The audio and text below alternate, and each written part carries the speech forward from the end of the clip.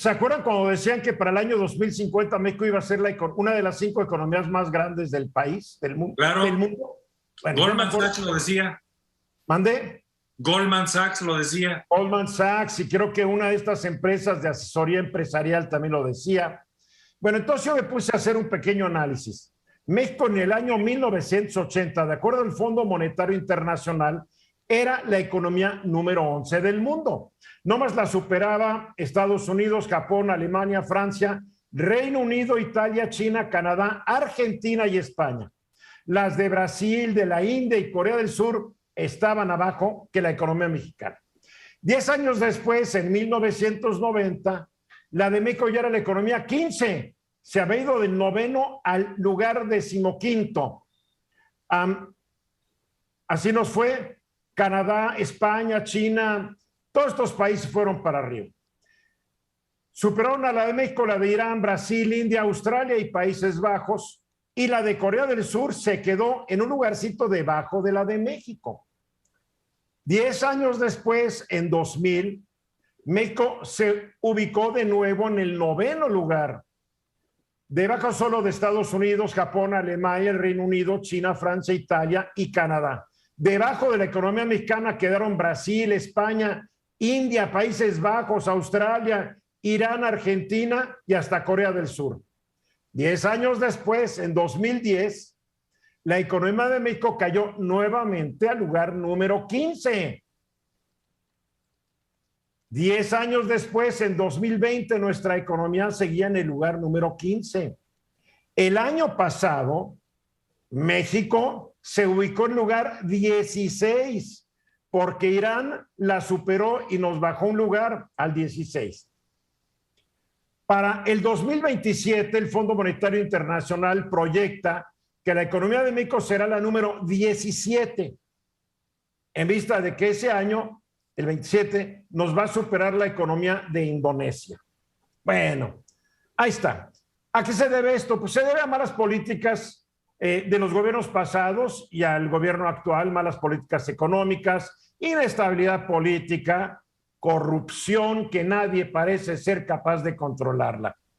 Entonces salió un estudio del Economist Intelligence Unit, que es la ramal de investigación y análisis económico de la muy prestigiada revista británica The Economist. ¿Y qué dice? Que para el año 2050 la economía de México va a ser la número 11 de nuevo, que es muy difícil que México avance mientras no logre erradicar la corrupción endémica que existe, sobre todo en los estados y en la manera en que se aplica la ley. Entonces dice, México va a tener buenos crecimientos del 2021 al 50, pero en comparación con otros países, pues no va a crecer lo suficiente. México va a ser la número 11. Y yo me pregunto, después de 70 años para el año 2050, México va a seguir siendo la economía número 11. O sea, en vez de prosperar, ahí se quedó y otros países nos superaron, otros países cayeron, pero a mí lo que me importa es mi país. Y yo ya me había hecho las ilusiones, José Luis, que para el año 2050, si es que estaba yo vivo, íbamos a poder ver nuestra economía dentro de las 5 potencias del mundo. Pues aparentemente no va a ser esto. Y esto me lo confirma un poco cuando un tema del cual tú vas a hablar al rato, que es la encuesta nacional de ocupación y empleo que se dio hoy, esta mañana, pues me sigue demostrando, a pesar que hay avances, como tú lo mencionarás, y como yo reconozco que hay avances, el problema sigue siendo que el 55% de la gente ocupada en este país sigue en la economía informal, lo cual indica que nuestra economía es incapaz de generar empleos formales con todos los beneficios que un empleo de estos conlleva. Pero lo peor es que los ingresos siguen siendo muy bajos. 82% de los trabajadores en México reciben entre 0 y 518 pesos diarios. O sea, ganan hasta 3 salarios mínimos, lo cual la verdad, yo quisiera ver a un diputado federal un empleado de buen nivel del gobierno que nos está salvando o de los que nos han querido salvar, viviendo pues con unos 15,000 pesos mensuales. Yo veo así las cosas y me preocupa y me decepciona, ¿por qué no decirlo? Los temas comparativos, Eduardo, son importantes porque evidentemente hay que remar en el sentido correcto, y en ese sentido creo yo que México en su discurso, digamos desde los 80s, hemos venido remando en el sentido correcto. La confirmación del Tratado de México, Canadá y Estados Unidos, recientemente ya por la administración López Obrador, es a lo que yo le llamaría remar en el sentido correcto. El problema ha sido la velocidad.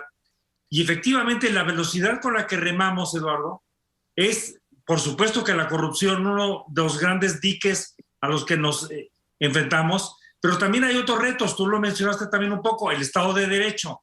Mientras no tengamos Estado de Derecho confiable, no se pueden hacer que los pactos económicos entre los actores, en caso de que tengan diferencias, encuentren una solución rápida, pronta y expedita para darle la razón a uno u otro actor. Pero también hay otros problemas. ¿A qué te refieres a que un contrato sí sirva y sí valga y no a la hora de la hora, pese a que tengas un contrato, te lleven al baile? Pues mira, yo me refiero que, por ejemplo, en mi despacho tengo yo todavía casos en donde se hizo un contrato entre las partes y no se ha respetado y tenemos años litigando y el tribunal no nos da la razón ni a uno ni al otro. Y entonces eso retrasa el desarrollo y el crecimiento económicos. Otro tema importante, Eduardo, es un compromiso real con la educación. La educación es lo que determina principalmente la competitividad. La competitividad determina la productividad y la productividad determina lo que tú dijiste al final de tu comentario, los salarios. Los salarios no pueden subir por decreto presidencial, tienen que estar supeditados a la productividad y a la contribución de las riquezas nacionales. Correcto, correcto. Laura. Yo creo que México no avanzará en el ranking de economías globales debido a que no ha dado pues este impulso en la inversión que es fundamental para crecer más, y pues en el actual gobierno es el mensaje contrario el que se envía en cuanto a lo que tiene que ver con la inversión extranjera. Pero bueno, hay que mencionar que también la economía viene afectada desde 2019, antes de la pandemia, y pues obviamente la pandemia lo agravó más. Entonces yo me voy por estos factores. No sé qué opinan ustedes. Guillermo. Pues definitivamente, porque aquí lo que se ha mencionado totalmente coincidimos, pero falta hablar de los incentivos para formalizar la economía. Si este 50 y pico % está en la economía informal es porque no tiene el incentivo ni bueno ni malo, y me refiero al malo, a la presión que hace la autoridad para cobrarte impuestos, ni el bueno de hacerlo para contribuir. Tiene que ver evidentemente con la falta de educación y con la corrupción. Pero si no salimos de ese círculo vicioso, pues tampoco habrá la inversión suficiente para generar esos empleos suficientes. Y a eso añádele el AMPA, la delincuencia que cada día tiene más poder sobre las autoridades. Hoy el periódico 24 Horas publica un reportaje muy interesante de cómo el derecho de piso ya llegó para quedarse y que hay unas 27 bandas en la Ciudad de México, desde el cártel Jalisco Nueva Generación hasta los de Tepito, que andan cobrando derecho de piso a comercios y a establecimientos de negocios en la Ciudad de México, que si lo denuncian, pues ¿para qué? Nadie les hace caso. Y si nadie les hace caso, como tú hablabas, José Luis, tampoco la autoridad te trabaja para ayudarte, pues cada día más gente se raja, cada día más gente no quiere invertir, porque trabajas para el SAT, trabajas para obtener una utilidad, pero también trabajas para mantener a la delincuencia organizada, pues como que no, ¿verdad?